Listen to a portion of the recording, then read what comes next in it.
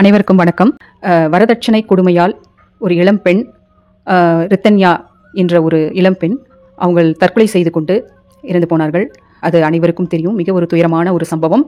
அந்த சம்பவத்தில் அந்த பெண்ணுக்கு என்னெல்லாம் கொடுமை நேர்ந்திருக்கிறது, ஏன் அந்த பெண் அந்த அன்றிலிருந்து அவர்களுக்கு பிடித்த சனி 78வது நாள் கரெக்டாக பார்த்தீங்கன்னா 3 மாதத்துக்கு மேலாக கரெக்டாக அவர்கள் இந்த ஓர் கடைசி வாக்குமூல செய்தி வாட்ஸ்அப் பதிவு மூலமாக ஒரு ரெக்கார்டிங்கில் வருது. அப்பா, எனக்கு இனி வாழ முடியல, எனக்கு வாழ பிடிக்கவில்லை, நானும் எவ்வளோ முயற்சி பண்ணி பார்த்தேன், என்னால் முடியல, நான் தோத்துட்டேன்ப்பா, என்னை மன்னித்து விடுங்கள் தந்தையே, நான் சென்று வருகிறேன் என்று சொல்லி அந்த மரண வாக்குமூலத்தை அவர்கள் பதிவிட்டு வாட்ஸ்அப் மூலமாக அந்த பதிவை இறக்கி அவர் தன்னுடைய வாழ்க்கையை முடித்திருக்கிறார்கள். கோயில், அந்த திருப்பூர் மாவட்டத்தில் அங்கேயே கோயிலுக்கு சென்று திரும்பும் வழியில் ஒரு இடத்துல காரை நிறுத்தி அந்த இடத்துல அவர்கள் அந்த விஷ மருந்தை அருந்தி சில மணி துளிகளில் அவர்கள் இறந்து கிடந்ததாக செய்திகள் கூறுகின்றன. அப்போ இப்படிப்பட்ட மரண ஓர் தற்கொலை செய்து கொள்ளக்கூடிய வகையில அந்த தற்கொலைக்கு வித்திட்டது யார், தற்கொலையை தூண்டினது யார் என்று தான் பார்க்க வேண்டும். சட்டம் என்ன சொல்கிறது என்றால், தற்கொலைக்கு தூண்டியவர்கள் 2 டவுரி கேஸ் ப்ராஹிபிஷன் ஆக்ட் ஒன்று இருக்கிறது, 498A என்று சொல்வார்கள். அது தற்கொலைக்கு தூண்டியது காரணம் என்ன? Attempt to suicide, abetment to suicide என்று சொல்வார்கள். இந்த தற்கொலைக்கு தூண்டியவர்கள் 3 பேர் தாங்க. தெளிவா இந்த கேஸ் நீங்க புரிஞ்சுக்கோங்க. அவங்க அந்த ஆடியோ பதிவில் மிக அழகாக சொல்கிறாங்க. ரொம்ப மென்டல் டார்ச்சர். அதாவது 2 மாதங்கள் தான் ஆகுது. அதாவது திருமணம் நடந்த மறு நாட்களிலிருந்தே அவங்களுக்கு அந்த டார்ச்சரை கொடுக்க ஸ்டார்ட் பண்ணிட்டாங்க. ஒரு 2 நாள் 3 நாள் கூட ஒரு புது மணப்பெண் வந்திருக்கிறாங்க. அப்படி இருக்கும்பொழுது அவங்களுக்கு மென்டல் டார்ச்சர் முதலியே அவங்க தொடங்கிட்டாங்க. அவங்க மாமியார் இன்னும் என்ன 300 சவரன் சொன்னாங்க, இன்னும் மீதி கொடுக்க வேண்டியது இருக்குது, ஏன் கொடுக்கலன்னு நிறைய அசிங்கப்படுத்திருக்காங்க. அவங்க நிறைய ஆடியோவில் கேட்டிங்கன்னா, நிறைய அவமானப்பட்டிருக்கிறேன், நிறைய அசிங்கப்பட்டிருக்கிறேன், மென்டல் டார்ச்சர் ரொம்ப அதிகம். பின்பு கணவன் மூலமாக நிறைய அவங்க வேதனைகளை சந்திச்சிருக்கிறாங்க. இது தொடர்ந்து அவங்க அப்பா அம்மா கிட்டேயும் அவங்க போய் சொல்லியிருக்காங்க, கொஞ்சம் இந்த மாதிரிலாம் நடக்குது, இந்த மாதிரி எனக்கு கொஞ்சம் பிரச்சனைகள் இருக்குன்னு சொல்லியிருக்காங்க. அவங்க முதல்ல எப்பயுமே தாய் தந்தையர்கள் சரி முதல்ல அப்படி இருக்கும், போக போக சரியாயிடும்னு சொல்லிட்டு அவங்களும் ஒரு எல்லாரையும் அவங்களையும் கூப்பிட்டு வச்சு இந்த மாதிரி பெண்ணு கொஞ்சம் அட்ஜஸ்ட் பண்ணிக்கோங்க, என் பொண்ணும் நான் நல்லபடியாக சொல்லி வளர்த்துருக்கிறேன், அவளும் அட்ஜஸ்ட் பண்ணிக்குவா, ஒருத்தர் இதுவாருங்கன்னு சொல்லி தான் அவங்க பண்ணி அமைச்சிருக்காங்க 15 நாள்லேயே அந்த பெண்ணுக்கு. அதை முதல் தடவை அந்த பெண்ணு போய் வந்திருக்கிறாங்க. திரும்பவும் ஒரு வாரம் கழித்து திரும்பவும் அவங்களுடைய பழக்கம், அதாவது டார்ச்சர் பண்ண ஸ்டார்ட் பண்ண ஆரம்பிச்சிட்டாங்க. மென்டல் டார்ச்சர்னா தொடர்ந்து அதாவது அசிங்கப்படுத்திட்டே இருக்கிறது. பணம் நீ இன்னும் எவ்வளோ கொடுக்கணும், இன்னும் கொடுக்கல, உங்க அப்பா இந்த மாதிரிலாம் பண்ணா ரொம்ப உங்க அப்பாவுக்கு தான் அசிங்கம் அப்படின்னு சொல்லி அவங்க பிளாக்மெயில், எமோஷன் பிளாக்மெயில் பண்ணியிருக்காங்க. எமோஷனல், அதாவது 500 சவரன் கொடுக்க வேண்டியதாக பேசி கொண்டு இருந்திருக்காங்க போல இருக்கு. அவங்க 300 போட்டிருக்காங்க, இன்னும் 200 இருக்கு இல்லைங்களா, அதை கேட்குறாங்க. அது எப்படி எமோஷனல் பிளாக்மெயில் அப்படின்னா, இது மாதிரி கொடுக்கலன்னா உங்க அப்பா அம்மாவுக்கு தான் அசிங்கம், நீ ஒன்றும் பண்ண முடியாது, நீ அந்த மாதிரி சொல்லி அவங்க இன்னும் என்னென்னலாம் பேசினாங்க தெரியல. அந்த மாதிரி தொடர்ந்து எமோஷனல் பிளாக்மெயினால தன்னுடைய அப்பாவுக்கு, தந்தைக்கும், தாய்க்கும் எந்த கெட்ட பேரும் வரக்கூடாது, நம்ம அனுசரித்து கொஞ்சம் அட்ஜஸ்ட் பண்ணிட்டு போய்க்கலாம் அப்படின்னு சொல்லிட்டு தான் அவங்களும் தினம் அவங்க படுற வேதனை இருந்தாலும் அவங்க சரி கொஞ்சம் தள்ளி பண்ணிக்கலாம், சரியாயிடும் அப்படின்னு தான் அவங்க மனசு நினைச்சிருக்கு. அவங்க ரொம்ப நல்ல பெண்ணா இருக்கிறதுனால. இதே இப்போ இருக்கிற காலங்களில் பார்த்தீங்கன்னா இந்த மாதிரி டார்ச்சர்லாம் அனுபவிக்க மாட்டாங்க. 2 நாள்ல தான் தெரியும். உடனே என்ன பண்ணுவாங்க, இந்த வழியிலிருந்து விடுபடணுன்றதான் மனசு எல்லாருக்கும் கேட்கும். மனசு என்ன செய்யும், ஒரு துன்பப்பட்டுதுன்னா, ஐயோ இந்த வேதனை அனுபவிக்கிறதோட நம்ம போயிடலாம், நம்ம போயிட்டு அப்பா அம்மாட்ட சொல்லி இது வேணவே வேணாம் அப்படின்னு சொல்றதுக்கும் ரைட்ஸ் இருக்கு அந்த பெண்ணுக்கு. அப்படி இருந்தும் அந்த பெண் தன்னுடைய தாய் தந்தையினுடைய சொல்லுக்கு கட்டுப்பட்டு கொஞ்சம் அப்படிதான் இருப்பாங்க, பெரிய இடத்துல கட்டிட்டாங்க, நம்ம கொஞ்சம் அனுசரிச்சு போகணும், கொஞ்சம் நாள்ல சரி பண்ணிக்கலாம்னு தாய் தந்தைக்கே அது முக்கியத்துவம் கொடுத்துருக்கு. தன் வாழ்க்கை தனக்குன்னு ஒரு வாழ்க்கை இருக்கிறது என்பதே அந்த பெண்ணு மறந்துட்டாங்க. அது மிகவும் ரொம்ப ஒரு கொடூரமான விஷயம். அந்த பெண் நினைச்சிருந்தா அவங்க நிச்சயமாக வெளியே குரல் கொடுத்துருக்கலாம். இந்த மாதிரி எனக்கு ஹராஸ் பண்றாங்க, இந்த மாதிரி மென்டல் டார்ச்சர் கொடுக்குறாங்க, கணவன் மூலமாவும் நிறைய பிரச்சனைகளை சந்திச்சிருக்காங்க. அவங்க பெண்ணு அவனுடைய தந்தை கிட்ட ஃபர்ஸ்டே சொல்லியிருக்காங்க. 15 நாட்கள்ல திருமணம் ஆகி ஒரு 15 நாட்கள்ல அவங்களுடைய தந்தை கிட்ட இந்த மாதிரி சொல்லியிருக்காங்க, அப்பா நீங்க விசாரிச்சது இல்லை, ஏதோ தவறு இருக்கு, ஆனா அந்த குட் கேரக்டர் இல்ல மாதிரி தெரியுது அப்படின்னு சொன்ன பிறகும் அவங்க ஒரு நிமிஷம் யோசிச்சு, சரிம்மா இவ்வளவு சொல்ற, நான் கொஞ்சம் ஆராய்ச்சி பண்ணி பார்க்கலாம், அந்த பெண்ணு சொல்லுவாங்களான்னு அந்த பெண் மனசுக்குள்ள ஏங்குது. அப்பா இங்கே போயிடா, இங்கே இருக்க சொல்லுவாங்களா அப்படின்ற நினைப்பு தான் அது 100% ஓடுது. ஆனா தந்தை என்ன நினைக்கிறாரு, இப்பதானே கல்யாணம் பண்ண, அவருக்கும் இவ்வளவு செலவு பண்ணி கல்யாணம் பண்ணி கொடுத்தோம், எடுத்த உடனே நம்ம பெண்ணுக்கு நெகட்டிவா சொல்லி கொடுக்க கூடாது, நல்லா போய் சந்தோஷமா வாழணும்ன்றதும் இருக்கு. அப்புறம் எல்லாரும் என்ன சொல்லுவாங்க, கரெக்ட். இப்ப அவருடைய மனநிலை நீங்க பார்க்க வேண்டும் அல்லவா? அதாவது ஒரு பெரிய அவருடைய மனப்பாங்கு தவறான மனப்பாங்கா இருந்திருக்கலாம். அதாவது பணம் வசதியான வீட்டுல கொடுக்குறோம், நம்ம பெண்ணை செல்வாக்கா வளர்த்த மாதிரி அவர்களும் பார்த்துக் கொள்வார்கள் என்ற ஒரு மன ரீதியாக அவரும் செஞ்சிருக்கலாம் இல்லையா? 300 சவரன் கேட்கறாங்க அப்படிங்கிற போது அவர் அலர்ட் ஆயிருக்கணும். அதுக்கு மேல அவங்க டிமாண்ட் பண்ணும்போது இன்னும் அலர்ட் ஆயிருக்கணும். எதற்காக அவர்கள் அதை அலர்ட் ஆகாம சரி பார்த்துக்கலாம் அப்படின்னு என்று விட்டார்கள் என்று தெரியவில்லை. ஆனா நீங்க சொல்ற மாதிரி அந்த பெண்ணை வந்து முதல் நாள்ல இருந்து டார்ச்சர் பண்ணியிருக்காங்க. அதாவது கணவன் அந்த பெண்ணை, கவின்குமார் என்கின்ற அந்த கணவர் அந்த பெண்ணை, ரித்தன்யாவை உடல் ரீதியாக துன்புறுத்திருக்கிறார். அதுக்கான சில குறிப்புகள் அவங்க வாய்ஸ் நோட்ல கொடுத்துருக்காங்க. மேலும் உளவியல் ரீதியாக அந்த தங்க நகைகள் மீண்டும் எனக்கு வேண்டும், அந்த 200 சவர நகை எங்க எப்போ கொடுக்க போறீங்க என்று அவருடைய மாமியார் மாமனார் இருவருமே கேட்டு காலையில இந்த மாதிரி ஒரு தொந்தரவு, இரவு நேரங்களில் தன்னுடைய கணவரனால தொந்தரவு, இப்படி அவர்கள் உடல் ரீதியாகவும் உளவியல் ரீதியாகவும் துன்புறுத்தப்பட்டிருக்கிறார்கள். அதுக்கான வந்து ஒரு எக்ஸ்ட்ரீம் ஸ்டெப் இனிமேல் வாழ்க்கையில். அதே மாதிரி அந்த சப்போர்ட் சிஸ்டம் என்று சொல்வார்கள் அல்லவா. இப்போ நமக்கு ஒரு பிரச்சனைனா நம்ம வந்து பெற்றோர்கள் கிட்ட முறையிடுவோம். நம்ம வந்து வெளியில யாருக்கும் சொல்றதுக்கு முன்னாடி பெற்றோர்கள் கிட்ட இந்த மாதிரி நடந்துட்டு இருக்கு, என்னை காப்பாற்றுங்கள் என்று சொல்லுவோம், தஞ்சம் புகுந்தார்கள். அதே போல ரித்தன்யா அவர்கள் தன்னுடைய வீட்டுக்கு, தாய் வீட்டுக்கு சென்று தாய் தகப்பனாரிடம் சொல்லியிருக்கிறார்கள் இந்த மாதிரி ஒரு கஷ்டங்கள் நடக்குது. ஆனா இதுல என்ன எனக்கு புரிய வரலன்னா, எந்த அளவுக்கு அவர்கள் சொல்லியிருப்பார்கள்? இல்ல அவங்க வந்து ஏன் அவங்க ஸ்டெப் எடுக்கல? அவங்க வந்து பிரச்சனையை சொல்லியிருக்கிறாங்க. ஆனால் எந்த அளவுக்கு அவங்க ஆழ்ந்து சொல்லியிருக்கலாம். சில குறிப்புகள் தெரியுது. இருந்தாலும் ஒரு மைண்ட் என்னன்னா, என் பொண்ணு எப்படியாவது சரியாயிடலாம் இல்லையா, சரியாகிடும் அப்படின்ற இன்னொரு இது போட்டுட்டு அவங்க தாய் தந்தை வந்து அப்படிதான் நினைச்சிருக்காங்க. எப்படியாவது சரியாயிடும், இப்போதானே அந்த பெண்ணு கொஞ்சம் புரிஞ்சுக்கிறது கொஞ்ச நாள்ல சரியாயிடும், கொஞ்ச நாள் சரியாயிடும். அவங்க அடுத்த அந்த பெண்ணுடைய மன கஷ்டம் என்னன்னா, அதான் அந்த பெண் அந்த நோட்ல அழகா சொல்றாங்க, ஆடியோ இதுல சொல்றாங்க, நான் சொல்றதை வந்து யாருமே புரிஞ்சுக்கல, நான் என்னுடைய மன உளைச்சலும் என்னுடைய மன வருத்தத்தையும் நான் சொன்னா என்னை வந்து யாருமே நான் படுற கஷ்டமே புரிஞ்சிக்கல. அவங்க தெரியலன்னு சொல்லல, புரிஞ்சிக்கல. ஆனாலும் நான் சொல்ற விதம் புரிஞ்சிக்கல. அவங்க சொன்ன இதுதான் அவங்க யோசிக்கிறாங்களே ஒழிய நான் சொன்ன அந்த மனவேதனையை புரிந்து கொள்ளவில்லை அப்படின்றத அவங்க புரிஞ்சுக்கிட்டாங்க. இன்னொன்னு என்னன்னா, அவங்க எதுக்காக இந்த ஸ்டெப் எடுத்தாங்கன்னா, இந்த முடிவு எடுத்தாங்கன்னா, 2 பக்கமும் க்ளோஸ்ட் ஆயிடுச்சு. இப்போ அப்பா அம்மா செய்யலன்னு சொல்லல, அப்பா அம்மா வந்து அவங்க டிஸ்டர்ப் பண்ற மாதிரி ஃபீல் பண்ணிட்டாங்க. நம்மளால வந்து தாய் தந்தையருக்கு எந்த விதமான ஒரு பாரமும், அது கடைசியில் அந்த வார்த்தையும் சொல்லியிருக்காங்க, இனிமேல் நான் உங்களுக்கு பாரமாக இருக்க விரும்பலப்பா, நான் இந்த முடிவு எடுக்கிறதுக்கு காரணம் என்னால் தாங்க முடியல, நீங்கள் வந்து மன்னிச்சிடுங்க அப்படின்னு சொல்லிட்டு அந்த பொண்ணு சொல்லியிருக்காங்க. ஏன்னா அவங்களுக்கு வந்து இந்த சைடு போனாலும் ஒரு நரகம் தான். கணவர் வீட்டுக்கு போகிறதுக்கே அவங்க பயப்படுறாங்க. நரகமாக இருக்கும்போது தினம் அதை அனுபவிக்கிறத விட இந்த பக்கம் போனாலும் அப்பாவுக்கும் அம்மாவுக்கும் எந்தவித கெட்ட பேரும் வந்துடக்கூடாதுன்றது தான் அவங்க மெயினாக வச்சிருக்காங்க. அந்த பாயிண்ட் வச்சிருக்கிறதுனால சரி நம்ம வாழ்க்கை ஆயிட்டு போயிடுச்சு, நம்ம முடிவு பண்ணிக்கலாம், நம்ம வந்து டிசைட், நம்மளுடைய மரணம் தான் இதில் வந்து ஒரு சொல்யூஷன் இருக்குது, நம்ம அப்பா அம்மா விட்டு கொஞ்ச நாள் இப்போ வந்துட்டோம்னா அவங்க வந்து எந்த பிரச்சனையும் இருக்காது, நானும் இந்த பிரச்சனையை அனுபவிக்க வேண்டாம் அப்படின்றது கிளியராக அவங்க மைண்ட் வந்து முடிவு கொடுத்துட்டாங்க. இப்போ வந்து ரித்தன்யா அவர்களுக்கு வந்து இந்த காலகட்டத்தில் 27 வயது அப்படின்னா 98 தான் பிறந்தவர்கள், அப்போ 2000 வளர்ந்தவர்கள். இப்படி இந்த காலகட்டத்தில் வளர்ந்த ஒரு பெண் குழந்தையாக இருந்தால் அவர்களுக்கு ஒரு தைரியமான ஒரு மனப்பாங்கு இருக்கணும், நேச்சுரலாகவே இருக்கும் இந்த கரண்ட் ஏஜில். அப்படி இருக்கும்பொழுது ஆப்ஷன்ஸ் இருக்கா அப்படின்னு சொன்னால் எவ்வளவு விவாகரத்துகள் நடந்து கொண்டு தான் இருக்கின்றன. அந்த திருமண பந்தம் சரியாக வரவில்லை என்றால் விவாகரத்து வேண்டும் என்று கோரி அவர் தந்தைகிட்ட வந்து சொல்லியிருக்கலாம் இல்லையா. அவர்கள் வந்து அடுத்த ஆப்ஷன் என்ன அப்படிங்கிறது ஒரு ஆப்ஷன் அவங்க ஃபாதருக்கு சொல்லியிருக்கலாம். அதாவது நான் தற்கொலை செய்து கொள்வேன், இது இந்த டார்ச்சரை நல்லா அனுபவிக்க முடியல, இது எனக்கு கடைசி மெசேஜ் அவங்களுக்கு கொடுக்குறேன் அப்படின்னு சொல்லிட்டு கொஞ்சம் அவகாசம் கொடுத்துருக்கலாம். இமீடியட்டா இறந்து போகாம கோயிலில் போய் உட்காந்துருக்கலாம், ஒரு 2 நாள் கோயிலில் எங்கேயாவது வெளியில ஒரு ஹோட்டலில் ஸ்டே பண்ணியிருக்கலாம். இவர்கள் வந்து ஃபேமிலி என்கின்ற அந்த பந்தத்துக்குள்ள போகணும் அப்படிங்கிற ஒரு உடன்பாடு இல்லைன்னா அதை உடைப்பதற்கு எப்படி என்று அவர்கள் சிந்தித்திருக்கலாம் அல்லவா.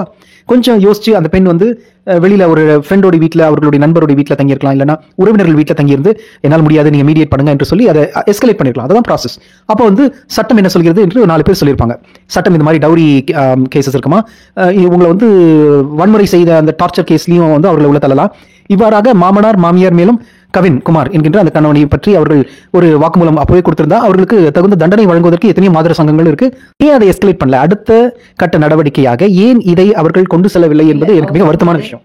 திரும்ப சமாதானம் படுத்தி என்னை இங்கதான் அனுப்புவாங்கன்றதான் அவங்க கிளியரா புரிஞ்சுக்கிட்டாங்க.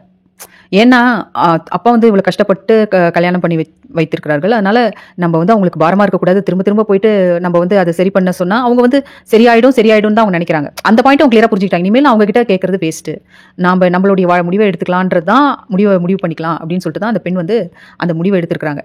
ஒரு பாயிண்ட் கொஞ்சம் அவங்க தைரியமா இல்லை, நான் போக முடியாது, அங்க போனா என்னுடைய வாழ்க்கை வந்து முடிஞ்சிடும் அப்படின்னு சொல்லி அவங்க தைரியமா குரல் எழுப்பியிருக்கலாம். ஆனா அவங்க ஏன் அந்த ஒரு பாயிண்ட் யோசிக்கல?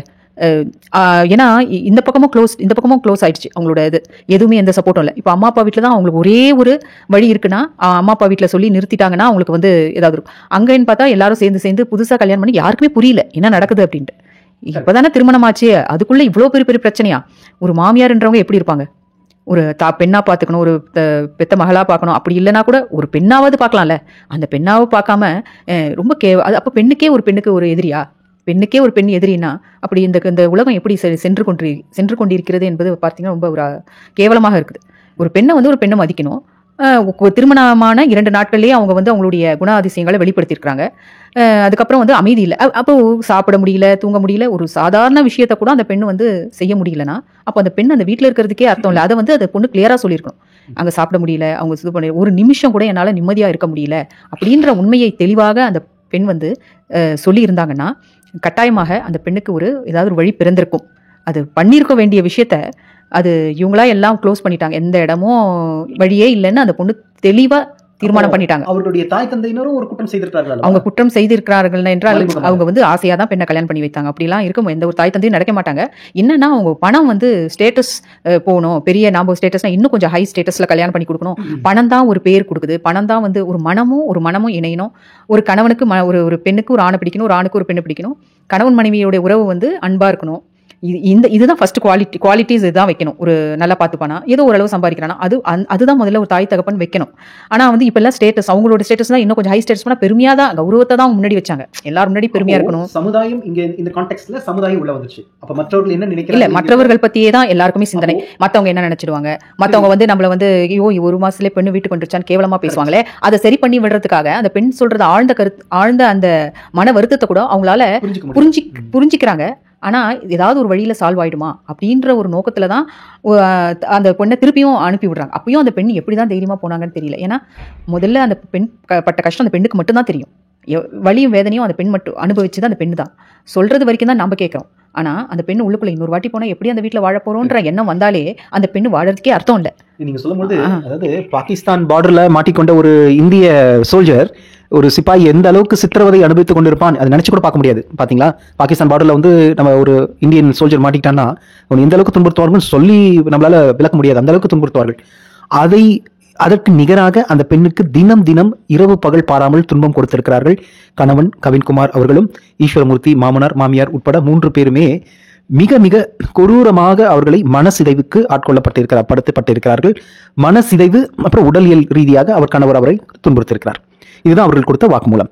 அப்போ இவ்வளவு பெரிய விஷயத்தை அவர்களுடைய அந்த பெண் தன்னுடைய தாய் தந்தையினரிடம் எந்த அளவுக்கு அந்த விஷயத்தை வெளிப்படையாக சொன்னார்கள் என்று தெரியவில்லை. ஓரிரு முறை அவர்கள் கொஞ்சம் சரி பார்த்துக்கலாமா அப்படின்னு சொல்லி இருந்திருக்கலாம். நீங்க சொன்ன மாதிரி சமுதாயத்திற்காக இதன் பின்னணியில சமுதாயம் என்ன நினைக்கும், 3 கோடி அவர்கள் செலவு செய்து திருமணம் செய்திருக்கிறார்கள். 70 லட்சம் ரூபாய்க்கு ஒரு கார் ஒன்று மாப்பிள்ளை கொடுத்துருக்கு. ஏங்க ஒரு காமன் சென்ஸ் வேணாமாங்க? ஒரு மனிதன் இன்னொரு மனிதனிடம் வியாபாரம் பேசலாங்க. திருமணத்தை இங்கு வியாபாரமாக வைத்து பெண்ணை ஒரு வியாபாரியாக நடுவில் நிற்க வச்சு ஒரு கன்சியூம் பண்ற ஒரு பொருளாக வைத்து இந்த பெண்ணை உங்கள் வீட்டுக்கு நான் கொடுக்கிறேன், இதற்கு மேலாக 3 கோடி பணமும் 70 லட்சம் ரூபாய் என்று சொன்னால் எந்த முட்டாளுங்க அவனுக்கு அந்த கொஞ்சமாவது காமன் சென்ஸ் இருந்தா அந்த பெண்ணுடைய பெற்றோருக்கு, அந்த ரித்தன்மையோட பெற்றோருக்கு இவர்கள் கிரிமினல் என்று அவர்களுக்கு அன்றே தெரிந்திருக்க வேண்டும் அல்லவா?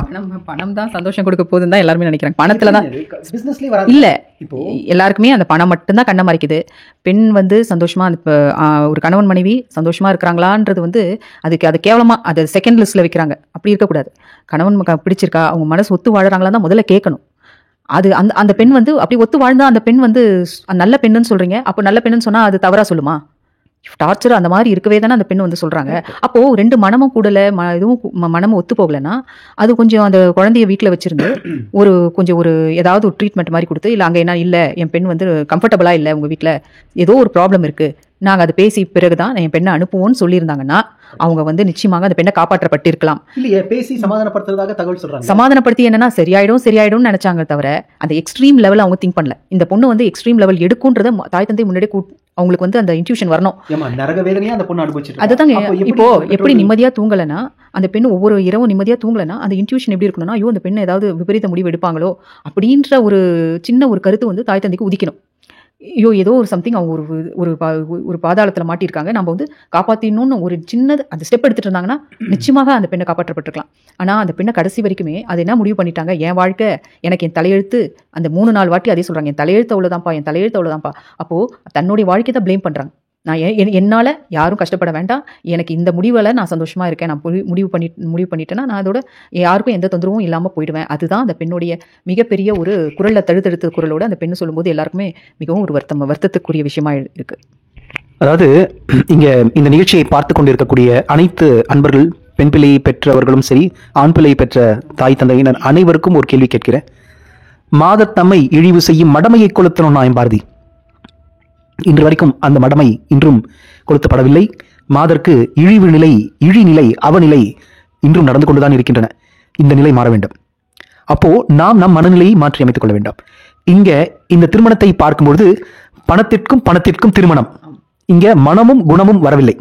அவர்களுடைய அறிவு நிலை, என்னோட பெரிய பணக்காரரிடம் பெண் பிள்ளையை அடகு வைக்கிறேன் என்ற அளவில் தான் அவர்கள் ஒரு வியாபார யுக்தியை அங்கு கையாண்டிருக்கிறார்கள். அன்பர்களே, தயவு செய்து இது சிந்திக்க வேண்டிய விஷயம். பணத்திற்கும் திருமணம் செய்யாதீர்கள். திருமணம் என்பது நீங்க சொன்ன மாதிரி இரு மனங்கள் ஒன்று சேரக்கூடிய ஒரு அற்புதமான ஒரு இறை செயல். அது இறைவனே தான் அந்த பெண் பிள்ளையை வளர்த்து எங்கிருந்து இருக்கக்கூடிய ஒரு பெண் பிள்ளை ஒரு ஆணுக்காக வருகிறார் என்றால் அந்த அவர்களுடைய ஹெரிடிட்டரி இம்ப்ரின்ஸ் என்று சொல்வார்கள், கருத்தொடராக வரக்கூடிய அந்த வினைக்கு ஏற்ற மனைவிக்கு ஏற்ற கணவனும் தான் ஏற்படுகிறார்கள் என்று அறிஞர்கள் சொல்லியிருக்கிறார்கள். மகரிஷி வேதாத்திரி இந்த கருத்தை மிகவும் ஆழ்ந்து கருத்து தெரிவித்திருக்கிறார். அப்போ நீங்க புரிஞ்சுக்கணும்னா, திருமணம் என்பது தெய்வ சங்கல்பம். இதுல ஜாதகமும் இங்க வேலை செய்யல. ஜாதகமெல்லாம் பார்த்துருப்பாங்க, எல்லாம் பார்த்து தான் கல்யாணம் பண்ணாங்க, நல்ல நேரத்தில் கல்யாணம் பண்ணாங்க, புரோகிதரை வைத்து மந்திரம் சொல்லி தான் கல்யாணம். அப்போ இந்த சடங்குகள் எல்லாமே செஞ்சவங்க அவர்களுடைய மனநிலையில அந்த பெற்றோரை, அந்த பெண் பிள்ளையை பெற்றெடுத்த அந்த இருவருமே தன்னுடைய பெண் பணக்கார வீட்டில் இருந்தா நல்லா சௌகரியமா இருப்பாள் என்று மட்டும்தான் அவர்கள் சிந்தனையில் இருந்திருக்கு. அவங்கள நம்ம குற்றம் சொல்ல முடியாது. அவர்களுடைய அறிவு நிலை அவ்வளவுதான். இப்போ எவ்வளவு அழுது எல்லா மீடியாலையும் சொல்றாங்க, இந்த மாதிரி யாருக்குமே வரக்கூடாது. உயிர் போயிடுச்சுங்களே, இனிமேல் அந்த உயிர் வராதுங்க இல்லையா? எவ்வளோ ஒரு அழகாக பார்த்து அந்த பெண்ணுக்கு பட்டாடை உடுத்தி பாடசாலைக்கு செல் என்று சொன்னால் என்று பாரதிதாசன் சொல்லுவான். அந்த மாதிரி பொட்டு வைத்து பூ வைத்து பாடசாலைக்கு போ என்றால் அன்னை என்று பாரதிதாசன் சொல்லுவான். அப்படியெல்லாம் அவர்களுக்கு நெய் சோறு ஊட்டி தங்க கிணத்துலையும் வெள்ளி கிணத்துலையும் அவர்கள் அப்பா என்று சொல்லி அன்பு செலுத்தி அந்த பெண்ணும் ஆசைகளை வளர்த்து எவ்வளவு ஒரு அழகாக வளர்த்த ஒரு குழந்தையை கொண்டு போய் எங்கேயும் நெருப்புல, இது எனக்கு ஒரு நெருப்புல போட்ட காட்சி தான் என் மனசுக்கு வருகிறது. அன்பர்களே, இது ஏதோ ஒரு திருப்பூர் மாவட்டத்தில் நடந்த ஒரு சின்ன ஒரு சம்பவமா நினைக்க வேண்டாம். இது நம்ம வீட்டில் இருக்கக்கூடிய ஒரு பெண் பிள்ளையா இருந்திருந்தால் என்ன செய்திருப்போம், நாம் எப்படி அதை ரியாக்ட் பண்ணியிருப்போம், எப்படி இதற்கான சட்ட திட்டங்கள் என்ன என்று நாம் ஆராய வேண்டும். IPC 483 என்கின்ற அளவுல டவுரி சட்டம் இருக்கிறது. கேட்கும் போதே நீங்க டவுரின்னு ஒருத்தன் கேட்டானா, ஏங்க உங்க பொண்ணை போய் அவனுக்கு கொடுக்குறீங்க? கார் வேணும், வீடு வேணும், பணம் வேணும், நகை வேணும் கேட்கறோம். எப்படிங்க உங்க பொண்ணை நல்லபடியா வச்சிருக்க முடியும்? அந்த பெண்ணுடைய ஒரு அவளுடைய மனதை பார்த்து அவர்களை நேசித்து அவர்களை திருமணம் செய்பவர்களுக்கு நீங்க அந்த பையனை கொடுத்துருந்தீங்கன்னா, அந்த பொண்ணு அந்த பையன் கிட்ட கொடுத்துருந்தீங்கன்னா அந்த பையன் எப்படி வச்சிருப்பான்? இப்போ அந்த பையன் தகுதி இல்லாத ஒரு பணக்கார பையனுக்கு கொண்டு போய் கொடுத்துட்டு அந்த ஒரு பெண்ணுடைய வாழ்க்கையை சிதைத்து விட்டீர்களே. இப்போ இந்த துன்பம் வாழ்நாள் பூரா அவங்களுக்கு இருக்கு, சமுதாயத்திலையும் அந்த துன்பம் இருக்கு. அப்போ குற்றவாளி என்று நீங்க கேட்ட கேள்விக்கு முதல் குற்றவாளி அந்த கணவன். அவளுக்கு ஆதரவாக இல்லாமல் அவளை உடல் ரீதியாக துன்புறுத்தியது முதல் மன்னிக்க முடியாத குற்றம். அதற்கு அதிகபட்சமாக நம் கோர்ட் அவர்களிடம் நாம் தாழ்மையுடன் கேட்டுக்கொள்வது அதிகபட்சமாக ஆயுள் தண்டனையோ இல்ல மரண தண்டனையோ அவருக்கு வழங்கப்பட வேண்டும். அவருடைய பெற்றோர் வரதட்சணை கொடுமை செய்ததனால அவர்கள் உளவியல் ரீதியாக அந்த பெண்ணை துன்புறுத்தி இருக்கிறார்கள். அதற்காக டவுரி கேஸ் மூலமாக அவர்களுக்கு குறைந்தபட்சமாக 7 வருடமும் அதிகபட்சமாக ஆயுள் தண்டனையும் அவர்களுக்கு அளிக்கப்பட வேண்டும் என்பது எங்களுடைய தாழ்மையான கருத்து.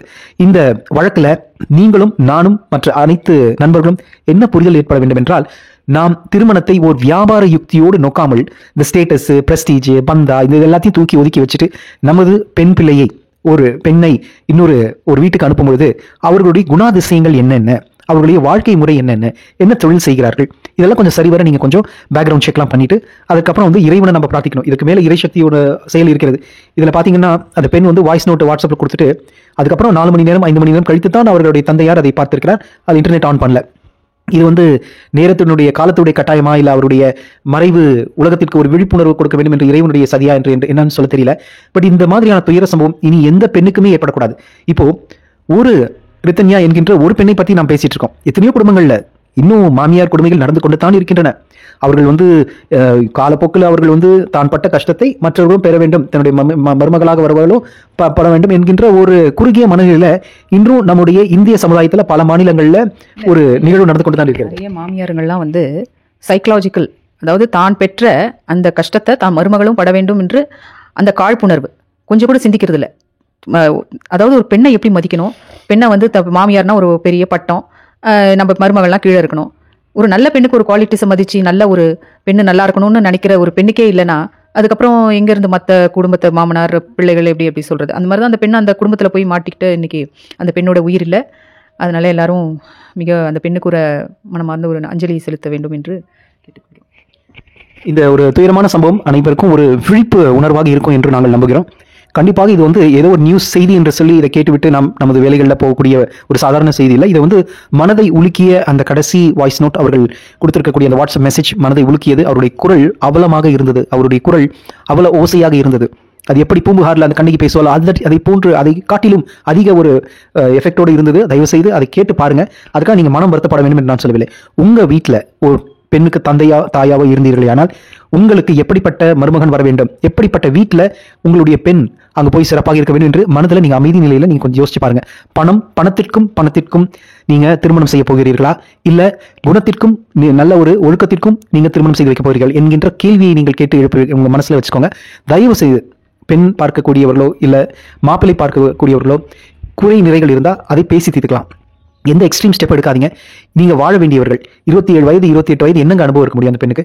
அவர்களை பெரியவர்கள் வழி நடத்திருக்க வேண்டும். அவர்கள் தவறிவிட்டார்கள். அதனால அவருடைய தாய் தந்தையினரும் என்னை பொறுத்த வரைக்கும் ஒரு மறைமுக குற்றவாளியே தான். அவர்களுக்கும் குறைந்தபட்சமாக ஒரு மாத காலம் கடுங்காவலில் வைக்க வேண்டும் என்பது என்னுடைய தாழ்மையான கருத்து. மேலும் இதே போன்று ஒவ்வொரு குடும்பத்திலும் இருக்கக்கூடிய மாமியாரால் கொடுமை செய்யக்கூடிய எந்த விதமான விஷயங்கள் வெளியில வந்தாலும் இளம் பெண்களாகிய நீங்கள் வெளியில வாங்க, தைரியமா பேசுங்க, எதற்கும் பயப்படாதீங்க. சூசைட் அபெட்மெண்ட் அப்படிங்கிற ஒரு பெரிய ஒரு ரூல் இருக்குது. ஐபிசி செக்ஷன் படி இருக்குது, 363 நினைக்கிறேன். அந்த செக்ஷத்தின் படி மாமியாரை புக் பண்ணலாம். அவர்கள் தவறாக நடந்திருந்தால் உங்களை மீண்டும் குணத்தால் உங்களுடைய மன உளைச்சலுக்கு அவர்கள் ஆளாக்கினார்கள் என்றால் நீங்கள் தைரியமாக எவிடன்சஸ்லாம் காமிச்சு கோர்ட்டுக்கு நீங்க ஆஜர்படுத்தலாம்.